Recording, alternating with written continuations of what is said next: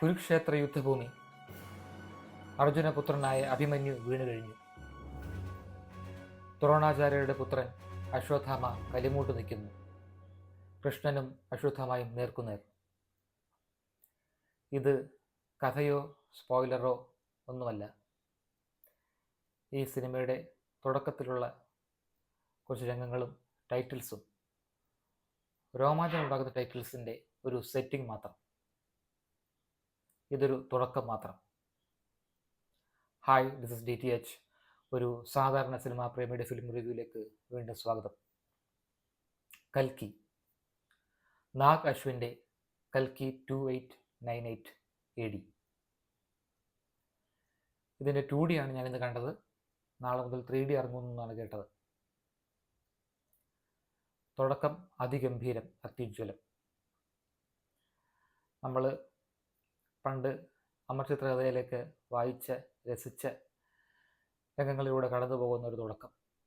എനിക്ക് പേഴ്സണലി വളരെ ഇഷ്ടമുള്ള ഒരു എപ്പിസോഡിൽ നിന്നാണ് തുടങ്ങുന്നത്. അങ്ങനെ തുടങ്ങുന്ന സിനിമ പ്രഭസ് വന്നു കഴിയുമ്പോൾ താഴേക്ക് പോകുന്നു. പ്രഭസ് വരുമ്പോൾ ശരിക്കും പറഞ്ഞാൽ ഡിസപ്പോയിൻറ്റിംഗ് ആയിട്ടാണ് എനിക്ക് തോന്നിയത്. പ്രഭസിൻ്റെ അഭിനയവും ഗോഷ്ഠികളും കൂടാതെ മലയാളം ഡബ്ബിങ്ങും അത് കുറച്ചുകൂടെ വികൃതമാക്കി. എങ്കിലും ഞാൻ ക്ഷമയോടെ കാത്തിരുന്നു. കാരണം ഇതൊരു 3 മണിക്കൂർ പടമാണ്. എപ്പം വേണമെങ്കിലും കളി മാറാം. യൂറോ കപ്പിൻ്റെ കാലഘട്ടമാണ്, കോപ്പ അമേരിക്കയുടെ കാലഘട്ടമാണ്. നമ്മൾ ഫുട്ബോൾ കളി കാണുമ്പോൾ 1.5 മണിക്കൂറുണ്ടല്ലോ കളി. അപ്പോൾ കൂടുതൽ നേരം കളി ചിലപ്പോൾ ബോറിംഗ് ആയിട്ട് തോന്നുമെങ്കിലും 1, 2, 3 ഗോൾ കയറാൻ സാധ്യതയുണ്ട് എന്നുള്ള പ്രതീക്ഷ. അതുപോലെ തന്നെ ഒരു എക്സെപ്ഷണൽ ബ്രില്യൻസ് ഉണ്ടാകുന്ന 2, 3 സെക്കൻഡ്സ്, അതിനുവേണ്ടിയാണ് നമ്മൾ പലപ്പോഴും കളി കാണുന്നത്. ഈ സിനിമയും അങ്ങനെ കാണാം. കാരണം ഇൻസ്പയറിംഗ് ആയിട്ടുള്ള, ഇൻസ്പിറേഷണൽ ആയിട്ടുള്ള, ഗൂസ് ബംസ് ഇൻഡ്യൂസ് ചെയ്യുന്ന മൊമെൻറ്റ്സ് ഇതിലുണ്ട്. കുറച്ച് കാത്തിരിക്കണമെന്ന് മാത്രം. ഞാൻ ഷോർട്ട് റിവ്യൂവിൽ പറഞ്ഞ കണക്ക് ആദ്യം ഇടയ്ക്ക് കണ്ടപ്പോൾ എനിക്ക് തോന്നി, ഇത് മൊത്തം ചളിയാണല്ലോ, പ്രഭസിൻ്റെ ഒരു കാട്ടിക്കൂട്ടലാണല്ലോ, ഇതെങ്ങനെ സഹിക്കും. പിന്നെ ദിഷ പട്ടാനിയും പ്രഭസും കൂടെ ഒരു പാട്ടും കൂടി ആയപ്പോൾ ഞാൻ വിചാരിച്ചു, ഇതെങ്ങനെ ഞാൻ 3 മണിക്കൂർ കണ്ട് തീർക്കും എന്ന് വിചാരിച്ചു. പക്ഷെ ദിഷ പട്ടാനിയുടെ ഇൻട്രോ ഉഗ്രനായിരുന്നു. She looks the part. Action ഉഗ്രനായിരുന്നു. ചേർത്തേക്ക് ഉള്ളു. പക്ഷേ അത് ഞാൻ പറയാൻ കാരണം, നമ്മളങ്ങനെ കണ്ട് സഹിച്ച് ഇരിക്കുന്ന പടം ആണെങ്കിൽ പോലും ഇൻ്റർവെല്ലിന് തൊട്ട് മുമ്പ് ഒരു 10 മിനിറ്റ്സ്, ഒരു 10 മിനിറ്റ്സ് അതിഗംഭീരമായ കുറേ സീക്വൻസസിലൂടെ കടന്നു പോകും. അപ്പോൾ നമ്മൾ ഒന്ന് എഴുന്നേറ്റിരുന്ന് സീറ്റിൻ്റെ അറ്റത്തേക്കൊന്ന് പോകുന്നത്. അതിന് ശേഷം പിന്നെ ഡയറക്ടർ നാഗ് അശ്വിൻ ഒരു ഗിയർ അങ്ങ് മാറ്റും. പിന്നെ അങ്ങോട്ട് അങ്ങ് ഒരു ടോപ്പ് ഗിയർ ഫ്ലോയാണ്. Almost Hollywoodesque level of visuals ആണ്. ഓൾമോസ്റ്റ്. ഒബ്വിയസ്ലി ഇത് ഒരുപാട് പടങ്ങളിൽ നിന്ന് ഇൻസ്പയർഡ് ആയിട്ട് നമുക്ക് തോന്നും. ഒരുപാട് ഇംഗ്ലീഷ് പടങ്ങളിൽ നിന്ന് കടമെടുത്ത കുറേ സീക്വൻസസ്, സീൻസ് നമുക്ക് കാണാം. ഓരോന്നായിട്ട് എടുത്ത് പറയുന്നില്ല. അത് ചിലപ്പോൾ ജോൺ വിക്ക് ആവാം, കൂടുതലും മാഡ് മാക്സ് ഫ്യൂറി റോഡ് ആവാം. പക്ഷേ അതൊക്കെ നമുക്ക് ക്ഷമിക്കാം. ഇടയ്ക്ക് അന്നബെൻ ഉണ്ട്, ക്യൂട്ടാണ് ക്യാരക്ടർ. ഖൈറ എന്നുള്ള ക്യാരക്ടർ നമുക്ക് ഭയങ്കര അഡോറബിളായിട്ട് തോന്നുന്ന ഒരു ക്യാരക്ടറാണ് പുള്ളിക്കാർ ചെയ്ത് വെച്ചിരിക്കുന്നത്. നമുക്ക് ഇഷ്ടം തോന്നുന്ന ഒരു ക്യാരക്ടർ. പ്രഭസിനെ എനിക്ക് ഇഷ്ടപ്പെട്ടതേ ഇല്ല. പ്രഭസിൻ്റെ ക്യാരക്ടറിനെ പറ്റി കൂടുതൽ പറയുന്നില്ല. പക്ഷേ ആ ക്യാരക്ടർ എനിക്ക് ഒട്ടും പിടിച്ചില്ല. ഇനി അങ്ങനെ നമുക്ക് ഇഷ്ടപ്പെടാതിരിക്കാൻ വേണ്ടി ചെയ്തതാണോ എന്തോ, എങ്കിലും അത് കൺവിൻസിങ് ആയിട്ടേ തോന്നിയില്ല. പിന്നെ അല്ലറച്ചില്ല അവിടെ ഇവിടെയൊക്കെയുള്ള തമാശകളും ചളികളും അതൊന്നും വേണ്ടായിരുന്നു തോന്നി. കുറേ എഡിറ്റ് ചെയ്ത് മാറ്റാമായിരുന്നു തോന്നി കുറച്ച് പാട്ടുകൾ. സന്തോഷ് നാരായണൻ്റെ മ്യൂസിക് മിക്ക സ്ഥലങ്ങളിലും എബവ് ആവറേജ് എന്ന് പറയാൻ പറ്റും. എക്സെപ്ഷൻ ആണെന്ന് പറയാൻ പറ്റുന്നില്ല. ഒരു ഓൺസംബിൾ കാസ്റ്റാണ് ഇതിൽ അഭിനയിച്ചിരിക്കുന്ന എല്ലാവരുടെയും പേര് പറയണമെങ്കിൽ ഞാൻ ക്ഷീണിക്കും. എന്നാൽ ഞാൻ ശ്രമിക്കാം. പ്രഭസ്, അമിതാഭ് ബച്ചൻ, ശോഭന, ആനബെൻ, പിന്നെ കമൽഹാസൻ, പിന്നെ ക്യാമിയോ ആയിട്ട് വരുന്ന 2 ഡയറക്ടേഴ്സ്, വേറൊരു പ്രമുഖ നടൻ ദിശ പഠാനി, അങ്ങനെ തുടങ്ങി ഒരുപാട് പേർ. ഇവരെല്ലാം ഒരുമിച്ച് വരുന്നത് ഒരു രസം തന്നെയാണ്. അതായത് അതിഗംഭീരമായി അവരെ അവതരിപ്പിക്കുന്നുണ്ട്. കമൽഹാസന് കൂടുതലൊന്നും ഈ പാട്ടിൽ ചെയ്യാൻ ഇല്ല, വരുന്ന ഭാഗത്ത് കാണുമായിരിക്കും. അങ്ങനെയാണ് അത്. കൂടുതലൊന്നും പറയാനും പറ്റുന്നില്ല. അങ്ങനെയാണ് എൻ്റെ ഒരു പോക്ക്. അങ്ങനെ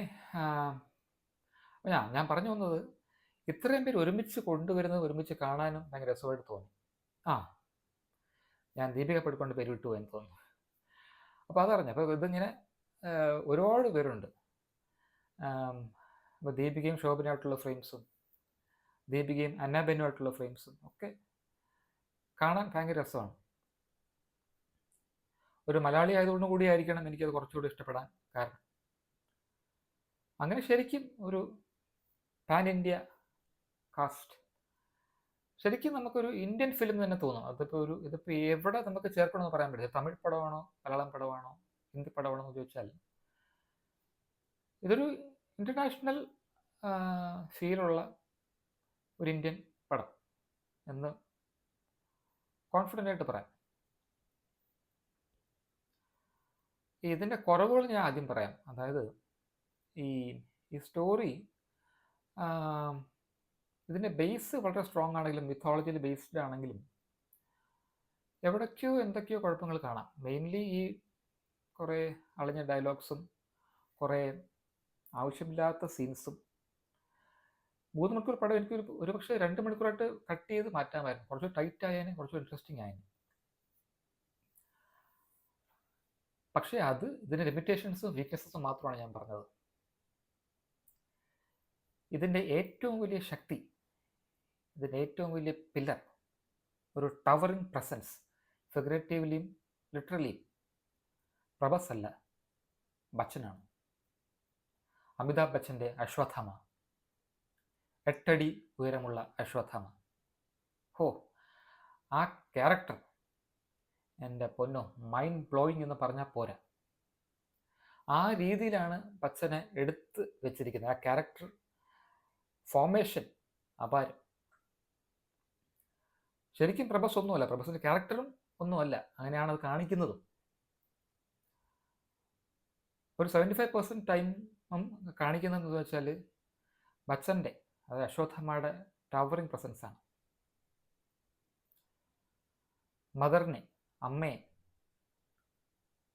അതാരാണെന്നൊന്നും ഞാൻ പറയുന്നില്ല, അമ്മയെ സംരക്ഷിക്കുക എന്നുള്ളതാണ് അശ്വത്ഥാമൻ്റെ പ്രധാനപ്പെട്ട കടമ.